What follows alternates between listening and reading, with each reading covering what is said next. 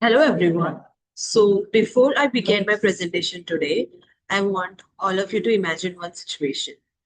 Suppose your exams are starting tomorrow and you still have five chapters left to revise, and you have two choices given here. The first option given to you is to revise from 20 pages of written notes, and the second option is to revise from one colorful page where the entire chapter is represented using keywords, colors, images, and branches. So I'm sure most of us would choose the second option because it is quicker to revise, easier to understand, and much easier to remember. But have you ever wondered why? It is because our brain naturally remembers images, colors, and connections much better than long paragraphs. That is exactly why visual learning techniques have become so popular in education. Today I'm going to present two such techniques, mind mapping and concept mapping.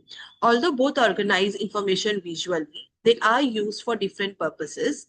By the end of this presentation today, we will clearly understand the difference between them and how they can make learning more meaningful. So let us begin with mind mapping. Before looking at the definition, let me share one simple example. So imagine your friend suddenly says, let's plan a picnic tomorrow or this Sunday. So the moment you hear the word picnic, your brain immediately start making connection. You will think about food, you will think about friends, games, music, transportation, and photos. Now notice something very interesting here. Your brain didn't think about these ideas in a straight line. One idea it naturally led to the another idea, and this natural way of thinking is called radiant thinking.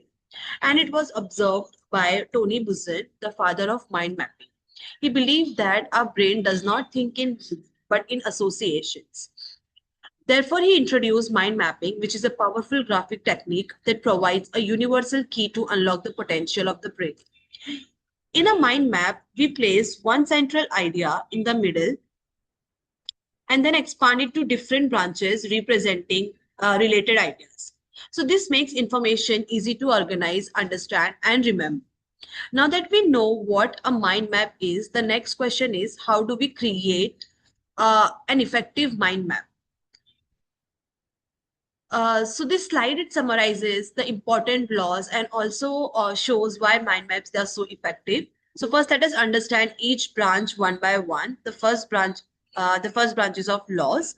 The first law is to start from the center. So the central image represent the main topic, and from there, every idea is developed into different branches. The second law is to use images. Now, images, it will make information more meaningful and help us remember concept for a longer period of a time. And curved branches appear more natural and make the mind map visually attractive.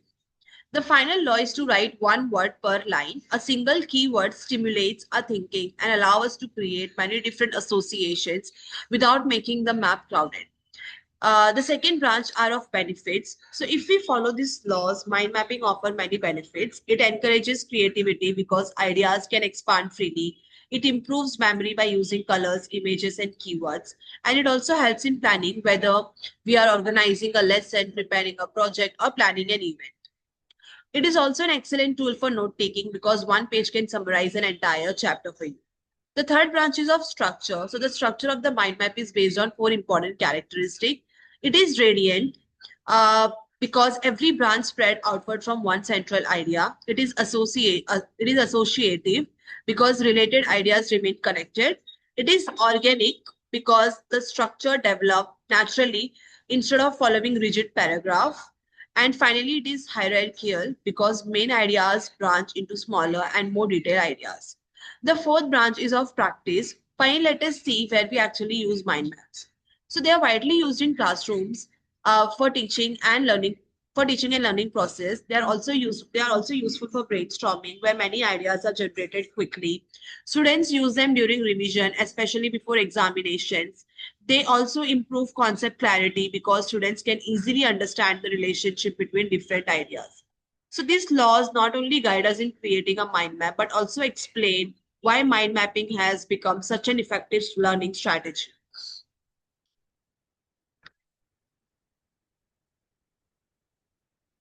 Now, so I thought of making a mind map in class uh, with students, but here we will understand mind map with examples which I have stated here on the slide. So there are different types of mind map. Just like we have different types of book for different purposes, we have different mind maps depending on what we want to achieve.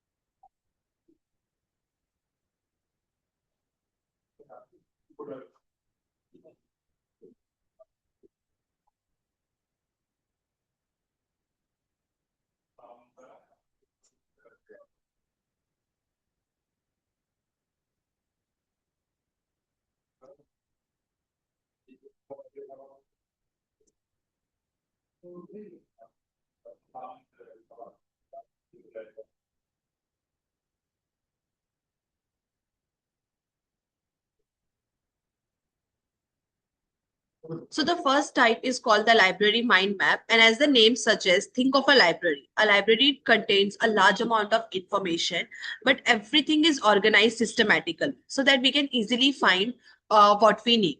Similarly, a uh, library mind map is used when we have a lot of information to organize. Now, for example, in grade 9 biology, the chapter classification, it contains many kingdoms, characteristics, and examples. So if students study this chapter only through paragraphs, they may find it confusing because there is so much information to remember. However, when the same chapter is converted into a library mind map, all the major kingdoms become the main branches, while the characteristic and examples become the smaller branches. So instead of reading several pages, students they can revise a chapter by looking at a single mind map. So this type of mind map is especially useful for exam preparation because it helps students revise lengthy chapter quickly without missing important points. So whenever the objective is to organize a large amount of information in a simple and structured way, the library mind map is the most suitable choice. Now let's move to the second mind map, which is the presentation mind map. As the name suggests, this type is mainly used by teachers while teaching a lesson. So instead of carrying pages of notes, the teacher prepare a mind map containing only the main ideas and keywords. For example, here I have taken the topic components of food from grade 6. The main topic is placed at the center and from it branches are created for the different components such as carbohydrate, fats, proteins, vitamins, minerals, roage, and waters.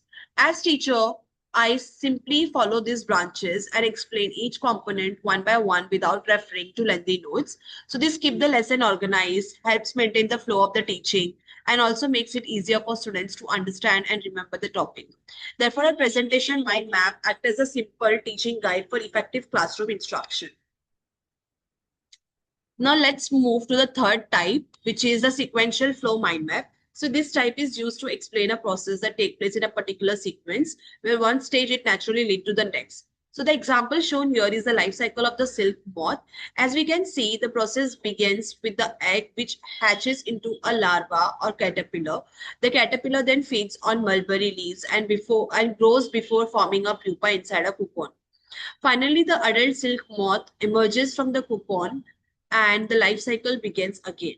Since every stage is connected in the correct order, students they can easily understand the complete process instead of memorizing individual stages separately. So therefore, a sequential flow mind map is especially useful for teaching such topics. Like for example, if you want to teach topics like life cycle, scientific processes, and systems, where following the correct sequence is important, you can go ahead with this type of mind map. That is a sequential one. Now let us move on to the fourth and the final type, that is the creative brainstorming mind map. As the name suggests, this type is used to generate ideas. Just a second. Okay, so this type is just a minute. Yeah.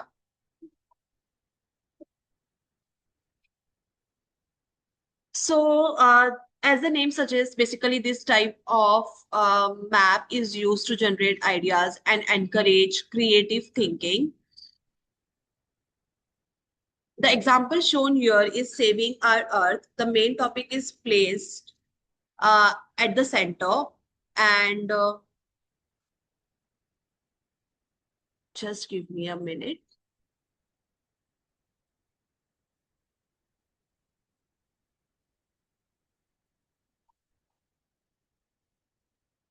Yes. So the main topic is placed at the center, and different branches it explore. The different branches explores ideas such as why deforestation happens, then its effects, how we can protect the environment, and our role as a teacher. Then these branches further expand into ideas like global warming, planting trees, national parks, and rallies. So this type of mind map encourages students to think from different perspectives, and in and especially use and it is especially useful for brainstorming, discussion, and project work. So we have now explored mind map, its meaning, laws, and four different types. So mind maps are excellent for organizing ideas, brainstorming, and quick revision. Now let us move on to the another visual learning strategies, that is concept mapping. Although it may look similar to mind map at first glance, its purpose and structure are quite different. Let's understand what a concept map is and how it helps learners build meaningful connections between concepts. So before understanding a concept map, let's think of a simple example. Imagine if I ask you what is the relationship between plants and animals. So you won't just name the two. You will explain how they are connected. For example, plants they provide food and oxygen to animals, while animals they release carbon dioxide, which plants use for photosynthesis. So this shows that learning is not just about knowing concept, but also about understanding the relationship between them. So this idea it led Dr. Joseph D. Novak to develop concept mapping in 1972. Unlike a mind map, which start with one central idea and expand into branches, a concept map shows the relationship between multiple concepts using linking words. So it usually follow a top-down hierarchy where the most general concept is placed at the top and the more specific concepts are arranged below. So concept mapping help learner organize knowledge in a meaningful way by showing how different ideas they are connected with each other. Okay, so Dr. Joseph D. Novak developed concept mapping in 1972 based on David Ausubel's theory of meaningful learning. He believed that students they learn more effectively when they understand how different concepts are connected together rather than simply memorizing the facts. So because of his contribution, concept mapping is now widely used in schools, colleges, and research to organize knowledge and promote meaningful learning. So now that we have known what a concept map is, let us understand how it is created. And the first step is to identify the main topic or the focus question. Next, we list all the important concepts related to that topic. Then these concepts are then arranged in a hierarchy, placing the most general concept at the top and the more specific concepts below it. After that, we connect the concept using linking word or the linking phrases such as contains, causes, includes, or uh, leads to. So these linking words clearly explain the relationship between two concepts. Finally, we add cross links wherever different parts of the concept maps are connected. So this helps students develop a deeper understanding by seeing how different ideas relate to each other. So a concept map is not just a collection of concepts, it is a structural way of showing meaningful relationship between them. Now, let's look at the first type of concept map, which is the spider concept map. As the name suggests, it looks like a spider with the main concept placed at the center and the related concept branching out around it. In this example, the central concept is water sources. Around it, we have related concepts such as rain, wells, rivers, and dams, which are connected using the linking phrases like comes from, pumped from, found in, and stored in. So this types gives a quick overview of a topic and is useful when introducing a new concept. The next type is the hierarchical concept map. So unlike the spider concept map, the hierarchical concept map is arranged from top to bottom. Here, the most general concept is placed at the top, and in this example, it is living organisms. It is then classified into prokaryotes and eukaryotes, and eukaryotes is further classified into protista, fungi, and algae, and they're connected with the linking words like classified by and includes. So this type helps students understand classification and hierarchy, making it ideal for topics where concepts move from general to specific. Finally, we have the flow chart concept map, and this type is used to explain a sequence or flow of events. In this example, a flow starts with solar energy, which is captured by plant, then transferred to animal, and finally released as heat energy. Since the concepts are arranged step by step, students can easily understand and remember the sequence. So this type is especially useful for teaching process cycles and sequences.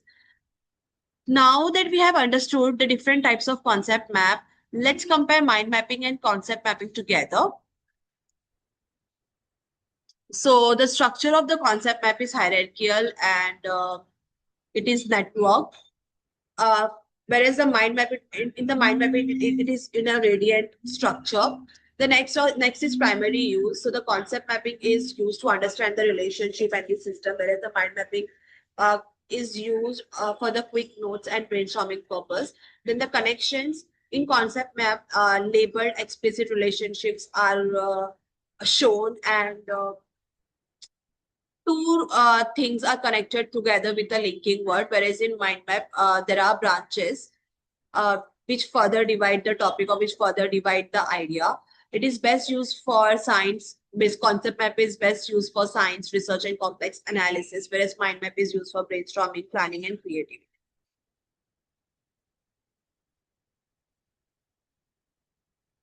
So these are my references, and yeah, thank you for patience listening. I hope this um, topic is clear for everyone.